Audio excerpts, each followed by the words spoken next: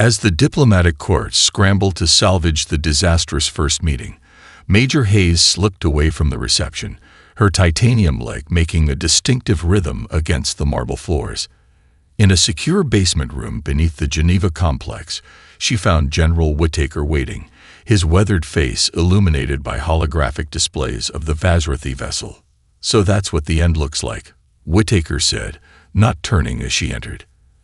"Arrogant bastard, isn't he?" Hayes removed her formal jacket, revealing forearms mapped with scars. "Arrogance we can use, sir. He's already underestimating us." Whittaker finally faced her. "You think we have a chance against that?" He gestured at the scans showing technology centuries beyond Earth's capabilities. "Their ship's hull material isn't even registering on our analysis. Permission to speak freely, sir." "When have you ever waited for permission, Hayes?" She approached the display, manipulating the image to zoom in on Xorthal. "Look at his armor, ceremonial patterns, hill markers, display elements. Those aren't functional. They're psychological. He's a warrior from a warrior culture." Her fingers traced the alien's strange anatomy. 4 eyes placed for maximum forward vision, minimal peripheral.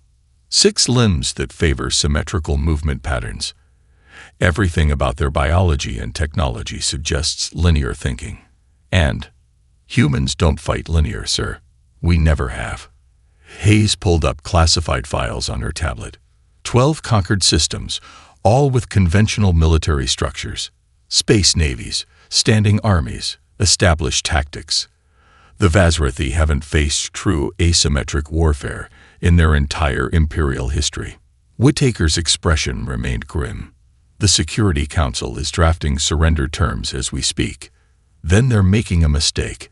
Hayes displayed surveillance footage of Xorthal examining Earth artifacts during the reception.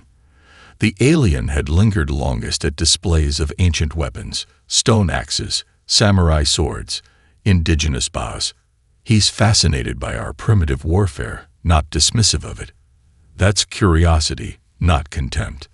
It's still not a plan, Major." Hayes smiled, the expression transforming her severe features. "Actually, sir, it is." She pulled a worn copy of Unconventional Warfare, the historical record, from her bag. "What if we gave the Vazrathi exactly what they're expecting? A primitive challenge, while delivering something they've never encountered." Whittaker leaned forward, interest finally peaked. "I'm listening. They expect us to try matching their technology, to fight on their terms. But humans," Hayes's eyes glinted with something ancient and predatory. "Humans have been killing each other with sticks and stones since before we invented the wheel. We've had longer to perfect the art of war than any species they've encountered." Outside, diplomatic channels erupted with Vazrathi demands for Earth's prompt response to their implied conquest. Inside that basement room, humanity's actual response was being crafted, not with advanced technology, but with humanity's oldest and most refined skill, finding creative ways to kill things bigger and stronger than themselves. Hayes tapped the security footage freeze frame, showing Xorthal's 4 eyes wide with fascination at a primitive human spear. "He wants to see what we're capable of.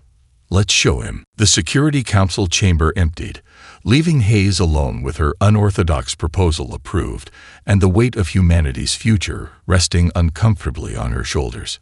She gathered her scattered materials, fingers lingering on a tattered manual on Apache tracking techniques, when the door reopened.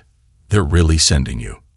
Secretary General Okafor entered, her formal attire at odds with the chaos of the day. "Our last hope is a soldier with unconventional warfare tactics against an enemy that can travel between stars." Hayes didn't look up. "With respect, Madam Secretary, conventional tactics are why those 12 other worlds are now Vazrathi protectorates." Okafor approached, studying the strange collection of materials strewn across the table. "Explain to me why this." She lifted a treatise on Zulu battle formations, matters against an enemy with energy weapons. "Because warfare isn't about weapons, it's about psychology." Hayes finally met her gaze. "The Vazrathi have technological superiority, but cultural blind spots. They view war as a series of set engagements with established rules. And humans don't. Humans cheat. Hayes allowed herself a small smile. We always have. When faced with superior force, we've invented guerrilla tactics, psychological warfare, terrain manipulation. The Vazrathi have never fought anyone who refused to play by their rules. Okafor's skepticism remained evident. Your team selection has raised eyebrows. A stage magician. An elderly Vietnamese woman. Kim Lin isn't just some elderly woman. During the Vietnam War, she personally eliminated 23 enemy soldiers with traps made from jungle materials. The magician understands misdirection better than any military strategist. Hayes closed her folder. The Vazrathi expect us to send our best fighters. They don't understand that humans have redefined fighter countless times throughout our bloody history. And if you fail, then humanity surrenders knowing we tried something they never anticipated, rather than something they defeated 12 times before. As Hayes left the chamber, her secure comm pinged with an incoming transmission. Torthal's face materialized in holographic form, mandibles twitching with barely contained amusement. Major Hayes, the alien ambassador, chittered. I requested this private channel to offer you personal consideration. Meaning? Your species will become Vazrathi subjects regardless of this contest's outcome. However, individuals of particular interest might receive privileged status. Four eyes blinked in unsynchronized patterns. Your understanding of our limitations suggests unique cognitive patterns. The Imperium could use such perspectives. Hayes kept her expression neutral. You're offering me special treatment if I throw the match. I'm offering you elevation above your natural station. Your primitive species will serve regardless. You could serve at my side. The implication hung between them. Betrayal in exchange for personal advancement. Hayes studied the alien's body language, noting the slight tilt of his upper torso that their intelligence suggested indicated supreme confidence. Ambassador Torthal, she replied carefully. Thank you for confirming something I suspected. Oh, you don't understand humans at all. Hayes leaned closer to the hologram. We have a word for those who abandon their people for personal gain. We call them traitors. And throughout our history, we've reserved our most creative punishments for them. The alien's mandibles stilled. Your misplaced loyalty is not loyalty. Identity. Hayes's voice hardened. When you threatened Earth, you didn't threaten a military alliance or political entity. You threatened our home. There's not a force in this universe that could make me betray that. The transmission ended abruptly, but not before Hayes glimpsed something unfamiliar in the ambassador's alien features. The first flicker of genuine uncertainty. The Wyoming ghost town training site faded into twilight as Hayes' team gathered around the fire pit for their evening briefing. Clay Morrison, the Apache tracker, returned from scouting the perimeter and silently took his place in the circle, nodding once to indicate the area remained secure from prying eyes, both terrestrial and orbital. Progress report, Hayes said, her breath visible in the mountain air. Dr. Patel, what have we learned today? The military historian pulled out a makeshift drawing. Anatomical sketches of Vazrathi physiology based on the limited footage from Geneva. Their equilibrium depends on all 6 limbs working in coordination. They evolved as hunters on a high-gravity world with minimal cover. They pursue, they don't ambush. Weaknesses? Hayes prompted. Their sensory adaptation is fascinating, interjected Dr. Fatima Chung, the cultural anthropologist. She adjusted her glasses with dirt-stained fingers. 4 eyes, but all forward-facing. Almost no peripheral vision. They're apex predators who never had to watch their backs. Lillian Wei, former CIA psychological operations specialist, added, their communication patterns suggest hierarchical thought processes with limited adaptation capabilities. They transmit orders downward with minimal feedback loops. When faced with unexpected variables, they default to established protocols rather than improvise. Kim Lin, the elderly Vietnamese woman, had remained silent until now. Her weathered hands continued weaving a complex snare from plant fibers as she spoke. They die like anything else. Her fingers never stopped moving. No armor protects everything. No warrior watches everywhere. The Americans learned this in my village, the French before them. Now these 6-armed starfarers will learn too. The campfire crackled as Marcus Reed, the stage magician, performed a sleight of hand drill, making a coin appear and disappear between his fingers with impossible speed. Misdirection works on anything with eyes, he observed. The more eyes they have, the more we can fool them. They'll be looking for soldiers. We'll give them ghosts. Captain Sarah Nolan, Navy SEAL and demolitions expert, spread a topographical map of the Mars landing zone across her knees. I've been studying the terrain data NASA provided. The Acidalia planitia region has compaction features we can exploit, with the right pressure applied at key points. She traced patterns across the map. We can create collapsible surfaces, false terrain. The Martian soil composition will work in our favor.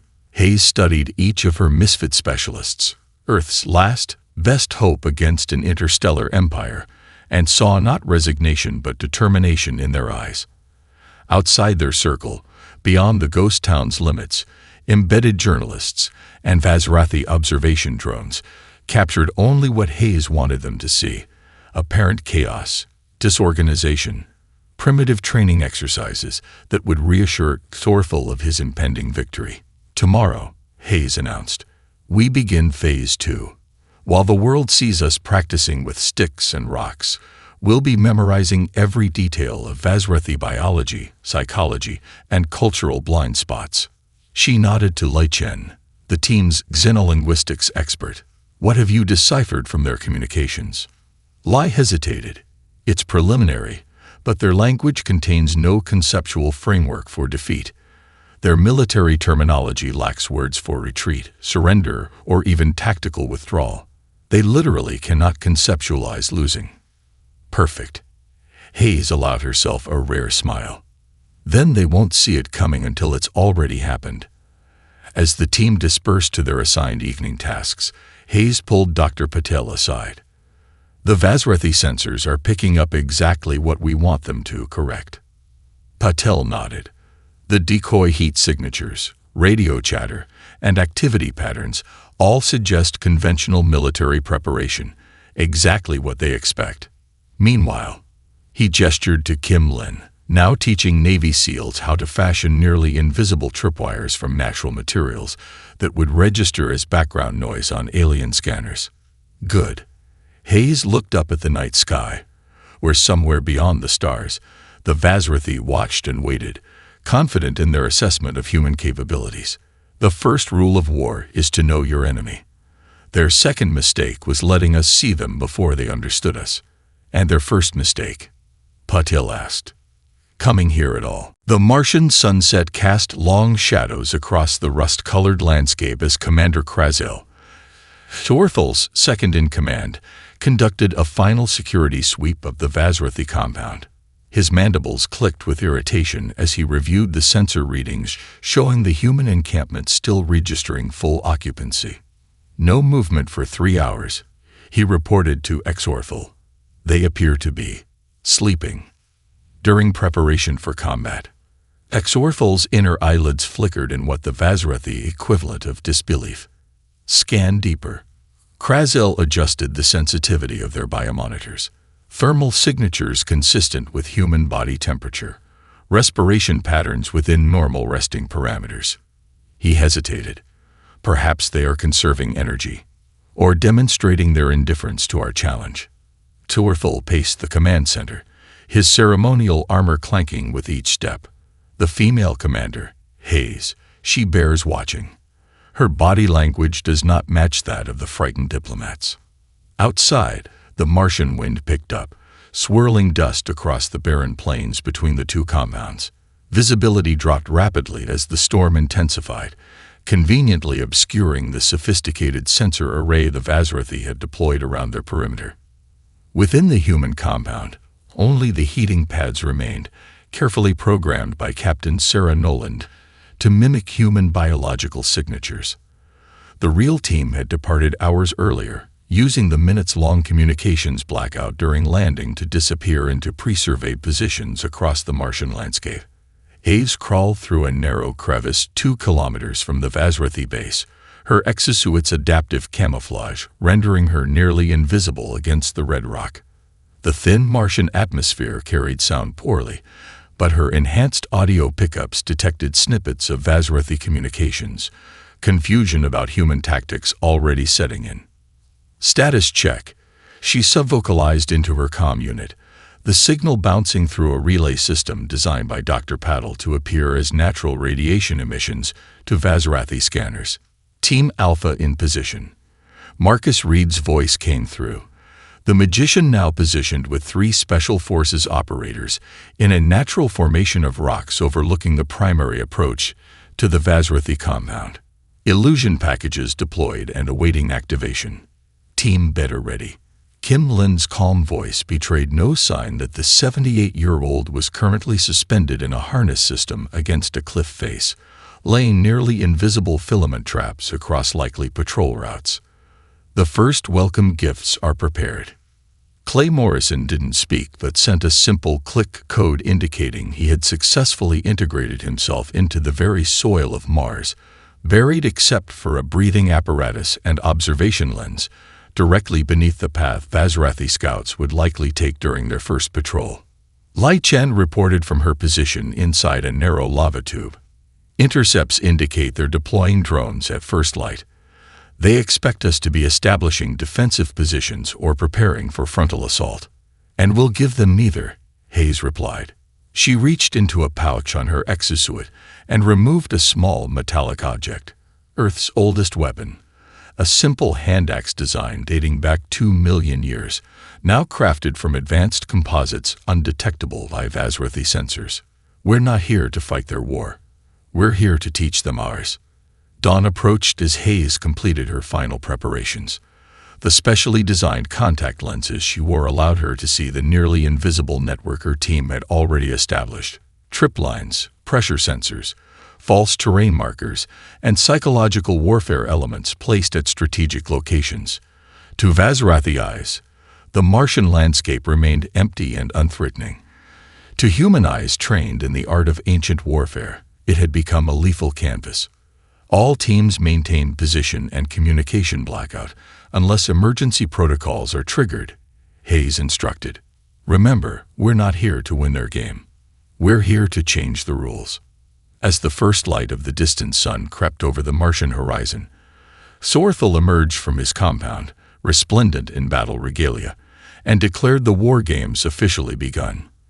His amplified voice echoed across the barren landscape, met with only the whisper of the Martian wind. The hunt had begun, but not in the way the Vazrathi imagined. 8 hours into the war games, Sorthel's patience evaporated like water in the Martian atmosphere. The cameras following his every move captured his deteriorating composure as he summoned his elite guard. Expand the search pattern, he ordered, mandibles clicking rapidly. Utilize thermal imaging at maximum sensitivity. The humans cannot have simply vanished. But they had, at least to Vazrathi sensors. What the aliens couldn't comprehend was a military doctrine that prioritized presence without detection, influence without engagement, victory without conventional battle. 3 kilometers south, a Vazrathi scout named Vexmar approached a peculiar rock formation. His training told him it was natural. Spectral analysis showed standard Martian composition, yet something about its arrangement triggered instincts older than his military conditioning. He adjusted his armor's sensitivity and leaned closer. Too late, he detected the micro-thin filament stretched across his path. A silent mechanism triggered, releasing a cloud of particulate matter harvested from the Martian soil but processed through an Earth-made compound.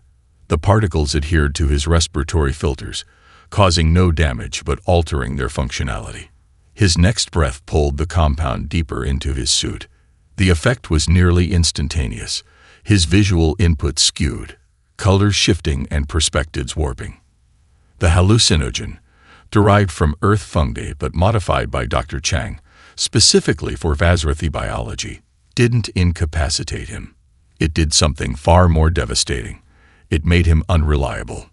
When Vexmar reported human movement in 16 different directions simultaneously, his commander dismissed him from duty. When 3 more scouts returned with similarly compromised perceptions, Horthel's command structure began questioning their own equipment rather than considering the possibility of targeted biological warfare.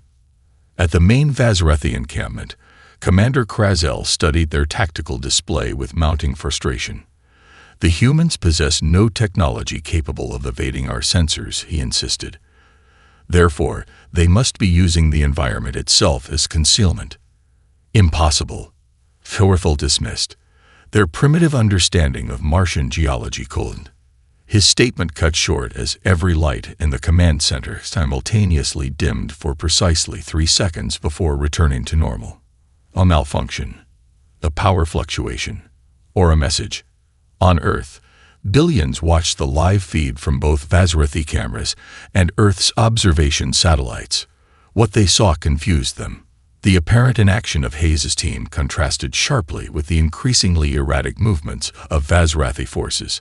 Military analysts debated whether Hayes had already conceded or was implementing some incomprehensible strategy.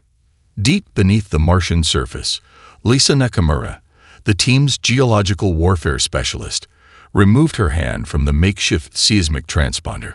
The device, inspired by ancient indigenous Australian techniques for sending ground vibrations as messages, had just delivered a precisely calibrated pulse to the bedrock beneath the Vazrathi command center. Signal sent, she whispered into her comm. Phase 2 initiated. Half a kilometer away, Marcus Reed activated the first of his illusion packages, holographic projectors using technology just within Earth's capabilities, but applied with principles of stage magic thousands of years old. The devices projected no actual images of humans that would be too easily detected. Instead, they subtly altered natural Martian features, creating subliminal patterns that Vazrathi brains would unconsciously interpret as movement just at the edge of perception. At sunset, when the 4th Vazrathi warrior failed to report in, Horthel personally led a search party to the last known coordinates. They found the warrior sitting calmly on a rock formation, his armor immaculate but completely non-functional. Every electronic component had been surgically disabled without a single mark on the exterior. Around his neck hung a primitive necklace of small Martian stones arranged in a pattern that, if studied, revealed the tactical weaknesses of standard Vazrathi formation movements. What happened? Horthel demanded. Who did this to you? The warrior's 4 eyes blinked in synchronized confusion. No one, he replied. I saw nothing. I heard nothing. Then my systems went dark, and when I woke, I was educated. From her observation point, Hayes allowed herself a grim smile as she watched Horthel's reaction to the psychological warfare unfolding. The humans weren't just hiding, they were hunting, and their prey had no concept of being hunted. The Vazrathi command center transformed from an orderly military installation into a fortress under siege, though no enemy could be seen. Horthel ordered his warriors to travel only in groups of 4, weapon systems constantly scanning. Their elegant battle formations had devolved into defensive clusters, backs pressed together, all eyes outward. Impossible, Horthel muttered, studying the remains of their evening rations. Not a single guard had witnessed the infiltration, not one sensor had triggered. Yet somehow, every nutrient pack had been replaced with Earth MREs, each labeled with crude anatomical drawings suggesting where human food might negatively impact Vazrathi digestion. Ambassador, Commander Krazel approached cautiously. High Command requests an update on. Tell them we are proceeding according to plan. Horthel snapped, crushing an MRE packet in his lower right hand. With respect, they've been monitoring the broadcasts. They're concerned about appearances. The unspoken truth hung between them. Across 12 conquered star systems, no species had ever made the mighty Vazrathi appear foolish. Yet here they were, on primitive Mars, being systematically humiliated by creatures who had achieved spaceflight less than a century ago. The authorization codes, Sorfel said quietly. Have they arrived? Krazel's mandibles clicked once in affirmation. Full tactical overrides. Permission to utilize all weaponry with standard environmental limitations. A cold satisfaction settled over Sorfel. Prepare the planetary sweepers. If we cannot find these humans, we will simply eliminate all potential hiding places. The commander hesitated. That would violate the terms of the challenge. The humans violated terms first by refusing honorable combat. Sorfel hissed. Now they will learn the cost of insulting the Imperium. 3 kilometers away, concealed in a natural cave system that Kim Lin had painstakingly sealed to prevent heat signatures from escaping, Hayes and Dr. Patil monitored the Vazrathi communications.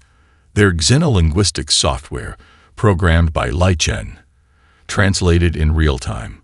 They're escalating as predicted, Patil noted grimly. Planetary sweepers, some kind of wide-area weapon. Hayes nodded. And right on schedule.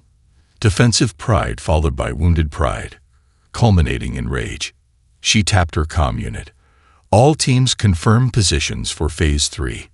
Across the Martian landscape, acknowledgments filtered in. The team had never planned to win the war games through conventional means. From the beginning, their strategy had been to provoke exactly this response, a disproportionate escalation that would reveal the true nature of the Vazrathi to audiences across Earth and the 12 subjugated systems. Back at the Vazrathi compound, a junior technician approached Sorfel with news that made his blood run cold. Ambassador, we've detected a communication anomaly. Our broadcasts, the ones transmitting to Earth and home, they are being augmented. Explain, Sorfel demanded. Someone is adding data streams to our transmission. Not interrupting, not replacing, but interleaving additional content. The technician's 4 eyes blinked nervously.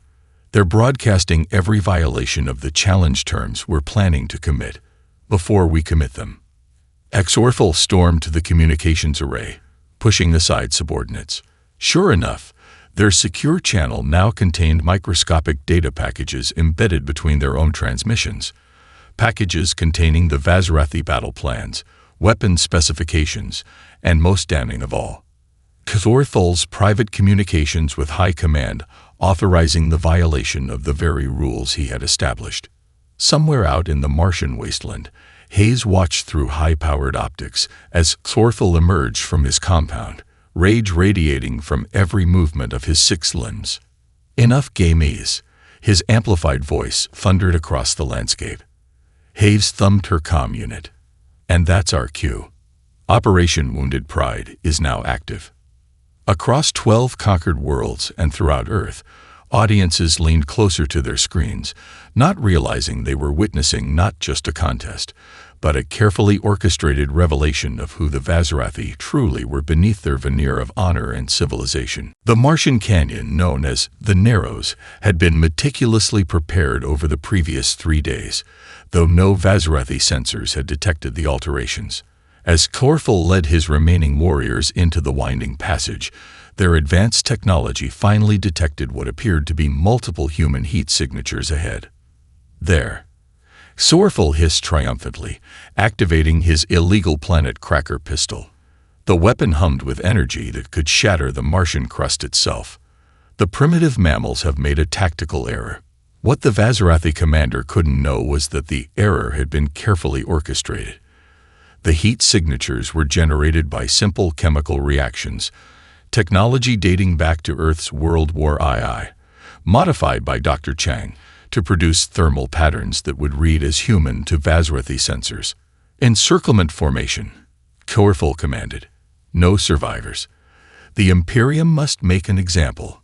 His order was interrupted by a low rumble beneath their feet. The vibration was subtle at first, then rapidly intensified. Before the Vazrathi could react, precisely placed explosive charges, primitive in design but devastating in application, detonated in sequence along the canyon walls. Not to kill, but to transform.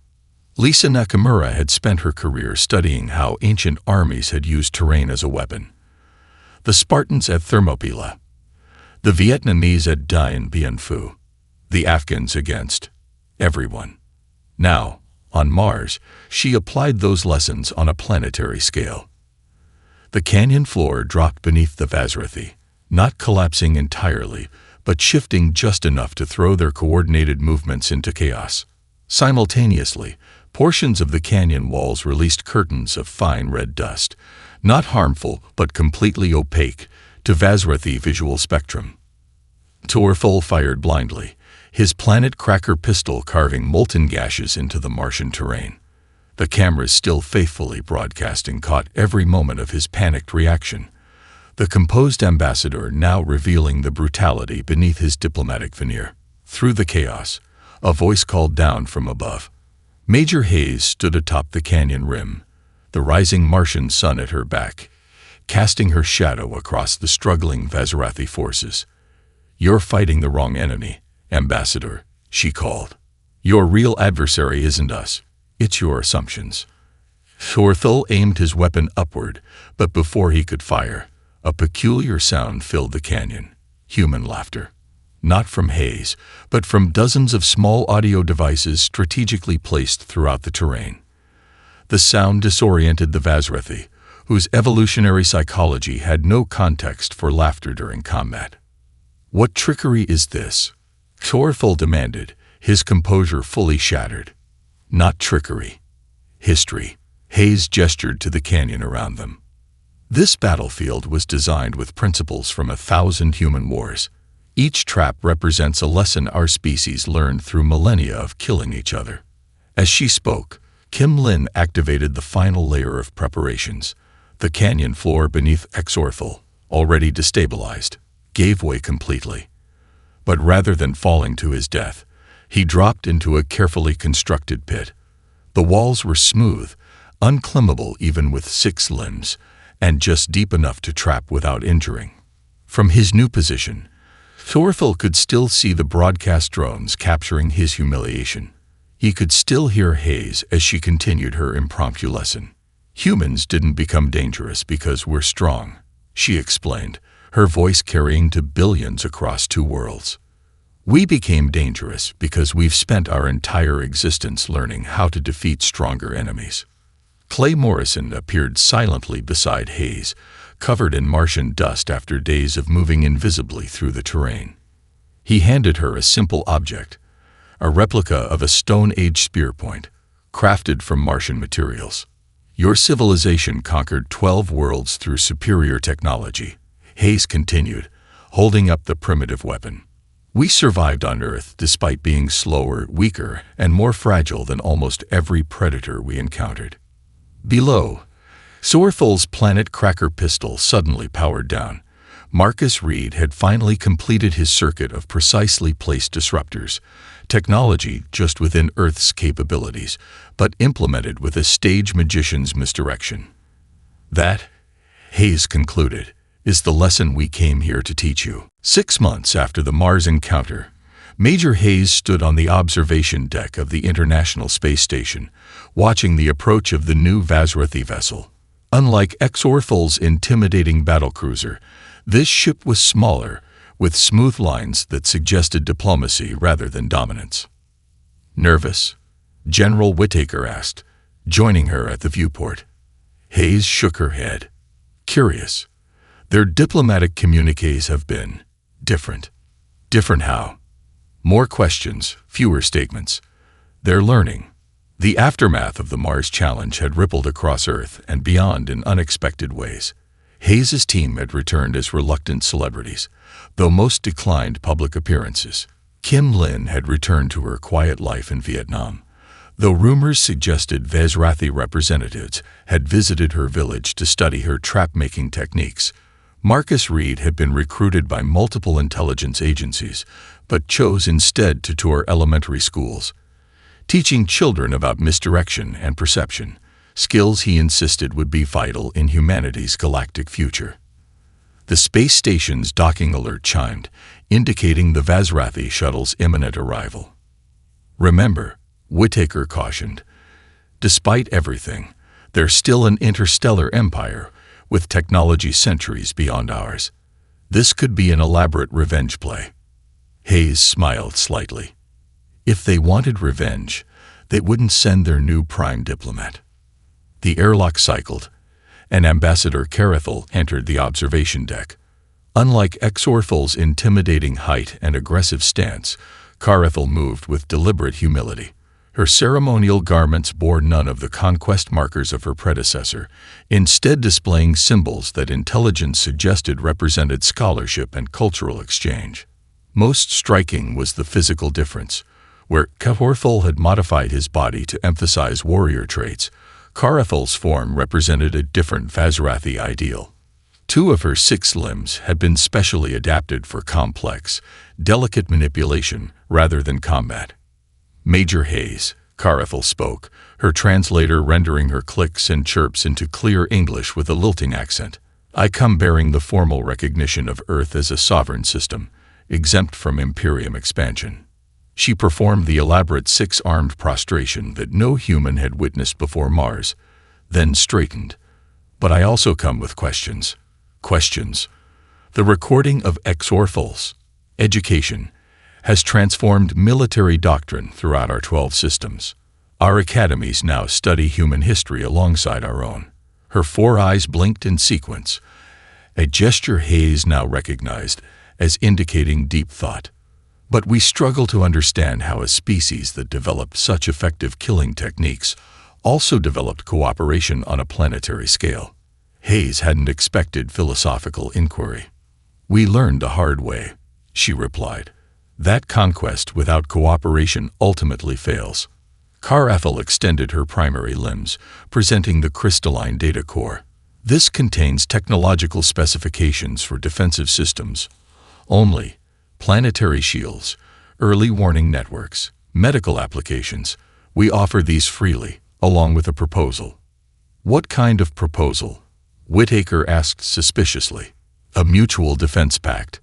Carethel's translator couldn't fully capture the gravity in her natural voice, but her body language conveyed it clearly. The galaxy contains predators that make both our species look like herbivores in comparison. The Vazrathi conquered through force. Humans adapted through ingenuity. Together, we might survive what comes next. Hayes accepted the data core, studying the alien's 4 eyes for any sign of deception. Finding none, she made a decision that would alter humanity's trajectory forever. Tell me about these predators, she said. As Carethel began describing threats beyond human imagination, Hayes realized the Mars challenge had accomplished something far more significant than preventing conquest. It had earned respect, the first true currency of interstellar diplomacy. In the station's conference room, the first joint Vazrathi Human Defense Council convened.